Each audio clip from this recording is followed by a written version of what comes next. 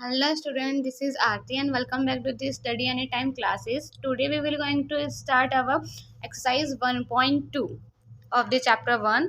तो 1.2 में क्या है, क्वेश्चन फर्स्ट में क्या बोला है, state whether the following statement are true और फॉल्स, जस्टिफाई योर आंसर। यानी क्या हमें कुछ स्टेटमेंट्स दे रखे हैं और हमें चेक करना है कि क्या वो ट्रू है और फॉल्स है, साथ में जस्टिफाई भी करना है अपने आंसर को। तो देखिए फर्स्ट में क्या बोला है, every irrational number is a real number, कि जितने भी इर्रेशनल नंबर होते हैं वो सब के होते हैं रियल नंबर होते हैं।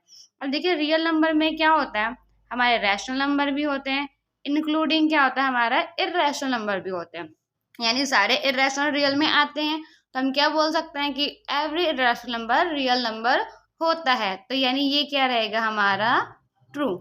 ठीक है, नेक्स्ट सेकंड में क्या बोला है, every point on the number line is the form root M. यानी नंबर लाइन पे जितने भी पॉइंट होते हैं जो रूट एम की फॉर्म में है, तो where M is a natural number, यानी एम क्या आपका नेचुरल नंबर है। तो हम इसमें क्या बोलेंगे, इस सेकंड को बोलेंगे हम फॉल्स।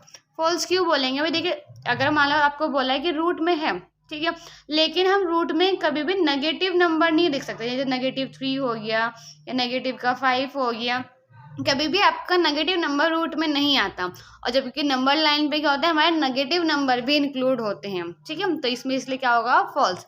नेक्स्ट थर्ड में क्या बोला, every real number is an irrational number, कि सारे रियल नंबर क्या होते हैं, इररेशनल नंबर होते हैं। तो देखिए हमने पहले में ही पढ़ा था कि रियल नंबर में रैशनल और इररेशनल दोनों इंक्लूड होते हैं, ठीक है, ना कि इररेशनल में रियल होता है।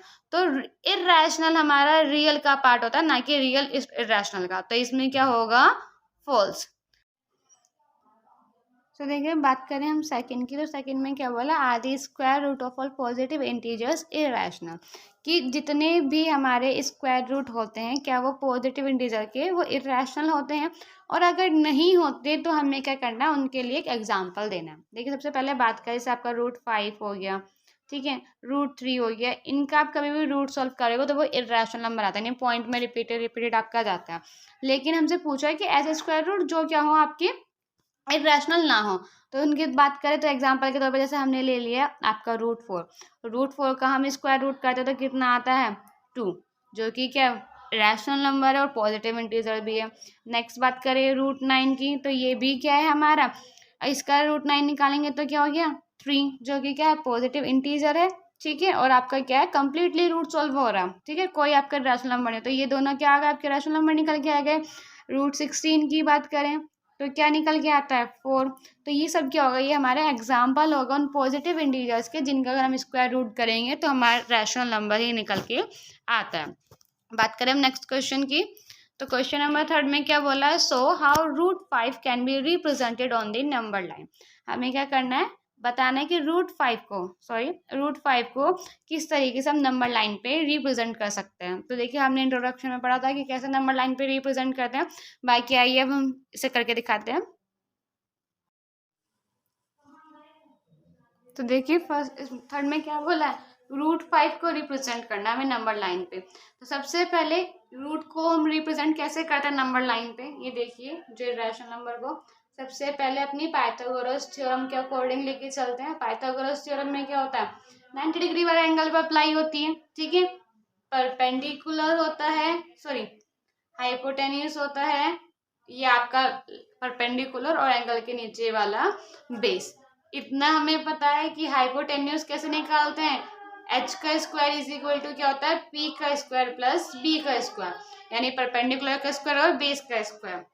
और जब हम h निकालते हैं तो कैसे निकलती है, रूट कर देते हैं हम p square plus b square, ठीक है, यानी ये इरेशनल की फॉर्म में होता है। तो हमें यहाँ पे क्या करना है, अपने इस नंबर को h लेके चलना है।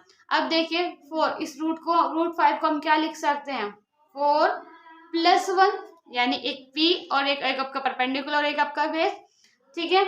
यहाँ पे क्या हो जाएगा, हमें स्क्वायर में करना है तो क्या लिख सकते हैं इसे, 2 का स्क्वायर प्लस 1 का स्क्वायर लिख सकते हैं, ठीक है। तो यानी क्या होगा, आप परपेंडिकुलर बेस किसी को भी रख लो। अगर हम मान लें अब यहाँ पे कि जो बेस है वो 2 है और जो परपेंडिकुलर है वो हमारा 1 है, ठीक है, इस फॉर्म में रख लिया। अब यहाँ से यानी क्या होगा, अगर हम इन दोनों को रखेंगे तो हमारा अपने आप हाइपोटेन्यूज कितना निकल के आएगा 5। तो इसके लिए सबसे पहले नंबर लाइन ड्रॉ करेंगे। 0 1 2 3 4, ठीक है। नेगेटिव नंबर -1 -2, ठीक है। अगर आपको ऐसा ना समझ में आए तो हम पर्टिकुलर कंपास वगैरह से भी बना सकते हैं, ठीक है। आप लोग कमेंट में बता दीजिएगा। अब नेक्स्ट देखिए, हमें क्या करना है, बेस को 2 रखना है, तो हम क्या करेंगे, इस डिस्टेंस को 0.2 तक हमने क्या ले लिया, बेस ले लिया, यानी ये जो हो गई, ये 2 है हमारा, ठीक है। इसे हमने नाम दे दिया A और इस पॉइंट को हमने नाम दे दिया B, ठीक है। बेस हो गया। अब हमें क्या करना है, परपेंडिकुलर को 1 रखना है, यानी जितना ये गैप होगा ना, ये सिर्फ इतना वाला, इतना ही हमें यहाँ पे एक परपेंडिकुलर बनाना है। और परपेंडिकुलर आपको पता है 90 डिग्री का बनेगा। आपको क्या करना है, ऐसे आर्क लगा के, एक आर्क 60 डिग्री पे, एक 120 पे और इन दोनों से फिर 90 पे, ठीक है। और यहाँ से क्या करेंगे, हम एक परपेंडिकुलर को ड्रॉ करेंगे, ठीक है। अब ये जो परपेंडिकुलर होगा, आपको याद रखना है सिर्फ एक साइड, एक का याद रखना है, क्योंकि परपेंडिकुलर आपकी जो लंबाई है वो 1 है। तो हमने ले लिया अप्रोक्स इतना होगा, ठीक है। आप स्केल से बनाओगे तो बिल्कुल एक्यूरेट बैठेगा। अब क्या करेंगे, इस पॉइंट को, पॉइंट ए को, इस पॉइंट को नाम दीजिए सी, इससे मिला देंगे, ठीक है।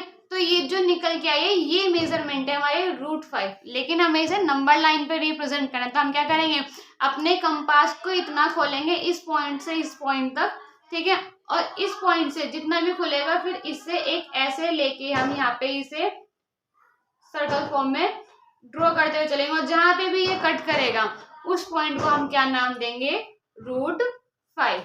तो ये हो गया हमारा √5 को कैसे रिप्रेजेंट करते हैं नंबर लाइन पे। तो ये इस